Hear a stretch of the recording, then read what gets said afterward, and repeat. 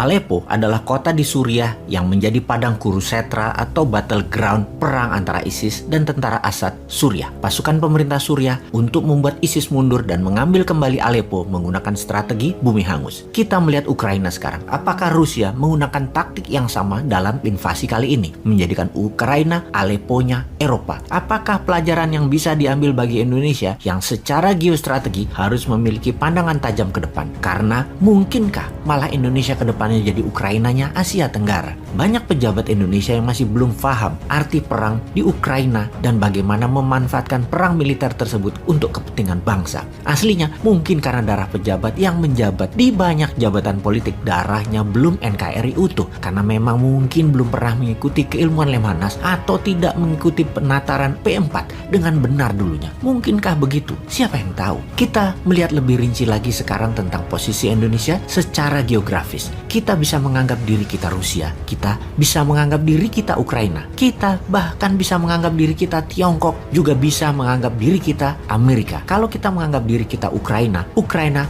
merasa secara negara sejarah mereka lebih tua daripada Moskow, di mana Kiev berdiri dan besar di abad 14-15 awalnya. Waktu itu Moskow belum ada. Peradaban dan sejarah Ukraina lebih melihat diri mereka ke arah barat yang lebih dewasa, lebih matang ketimbang ke arah Rusia yang lebih muda. Karena itu dalam pemerintahan Zelensky, menengok ke barat, ke arah NATO, merasa lebih pas daripada menengok ke timur, ke arah Rusia. Apalagi Zelensky berdarah minoritas sebagai warga Ukraina. Di sisi Rusia, investasi Rusia, perusahaan-perusahaan besar oligark Rusia masuk sejak 20 tahun terakhir untuk membangun usaha di sana dan membuat ketergantungan Ukraina terhadap Rusia membesar. Jalur gas Rusia ke Eropa Barat 70% melalui tanah Ukraina. 80% perusahaan oil and gas Ukraina bermitra dengan Rusia. Industri pertahanan Ukraina adalah kerjasama dengan Rusia. Semua ini Rusia pasang adalah untuk Ukraina selalu menjadi buffer country, benteng terdepan Rusia terhadap ekspansi NATO. NATO itu ibarat tentara Belandanya VOC. VOC dagang dengan perlindungan dan kekejaman militer tentara Belanda ke daerah koloni. Dimajukan tentaranya dulu, baru dicaplok ekonominya. Itulah strategi NATO sama dengan VOC. Buktinya Eropa Timur ex-Soviet sudah 12 negara dicaplok NATO. Dalam 15 tahun terakhir hanya tersisa 2 negara yaitu Belarusia dan Ukraina untuk Rusia bisa pegang. Belarusia sudah aman di genggaman Rusia. Ukraina di zaman Yanukovych aman, namun sejak 2014 mulai gerah Rusia terhadap Ukraina. Puncaknya Presiden Zelensky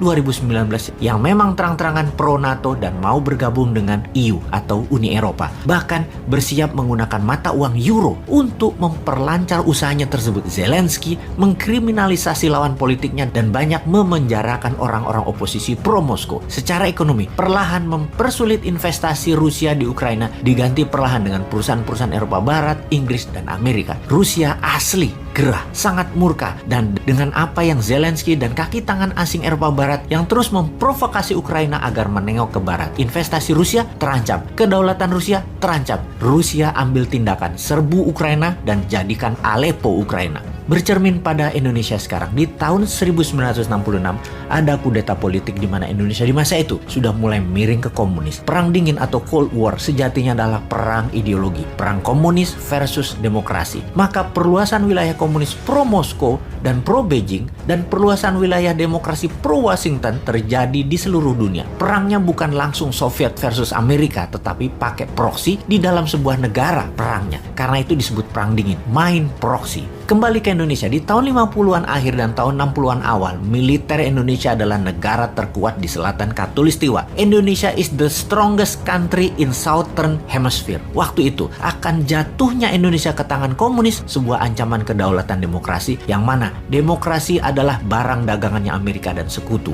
Untuk menjaga Malaysia dan Singapura aman di tangan Inggris. Bahkan New Zealand dan Australia aman dipegang Inggris. Filipina aman dipegang Amerika. Waktu itu, Indonesia, Amerika tidak pegang, Inggris nggak bisa pegang. Sementara PKI sudah merasuk di sekitar istana.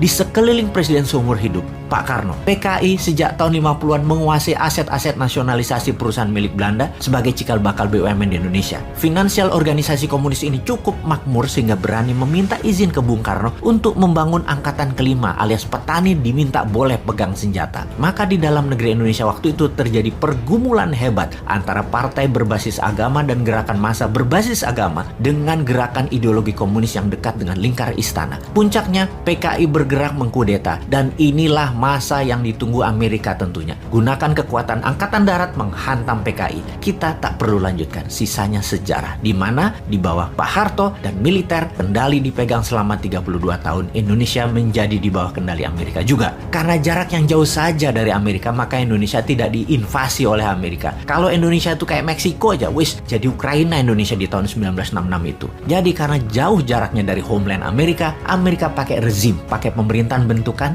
tidak pakai invasi militer, tetapi pakai pemerintah bentukan yang harus nurut dengan Amerika. Kita bercermin dengan kasus tadi, itulah yang dilakukan Moskow sampai Yanukovych dikudeta secara konstitusi. Kudeta yang disponsori oleh Barat plus CIA, di mana di Indonesia juga sama di tahun 1998 untuk menghancurkan Pak Harto yang mulai tidak nurut dengan Amerika. Indonesia ekonominya ditembak dulu pakai economic hitman. Indonesia bangkrut, masuk ke IMF, dan tergulinglah Soeharto. Ditukar dengan reformasi, pemerintah pengalihan, hingga mulai masuk ubah Undang-Undang 45 dengan Undang-Undang 2002. Masuklah demokrasi one man, one vote. Sekali lagi, sisanya sejarah. Suara demokrasi di negeri yang belum dewasa, harganya murah. Semuanya main duit, dibungkus dengan komunikasi media yang masif. Selesai sudah. Kemudian pemerintahan berganti-ganti sehabis reformasi selama hampir 24 tahun ini. Kepentingan politik berganti sesuai dengan siapa pendukung utama di belakangnya. Saat ini misalnya, ketika blok Rokan dilepas dari tangan Amerika, Freeport dinasionalisasikan, blok Mahakam lepas dari tangan Amerika, dan banyak lagi yang lepas dari Amerika, keinget aset Rusia lepas dari tangan Rusia di Ukraina. Makanya Rusia marahnya luar biasa, nggak terjadi apa yang terjadi sekarang.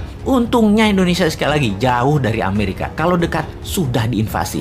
Jadi, kalau jauh bagaimana? Katanya akan dicarikan yang pro Amerika dan akan dibuat jadi pemimpin, namun harus geser dari Tiongkok ke Amerika. Apakah benar akan begitu nantinya Indonesia? Pertanyaannya sekali lagi, siapakah Zelensky-nya Indonesia nanti? Apakah diam Eropa Barat, baca Tiongkok ya, di Indonesia nantinya? Akankah selamanya Indonesia pejabatnya yang berkuasa harus pakai sponsor asing seperti yang sudah-sudah? Waduh, jangan sampai Indonesia jadi Ukraina deh. Kapankah Indonesia menjadi negara yang rakyatnya tidak bisa dibeli, juga pejabatnya tidak bisa dibeli?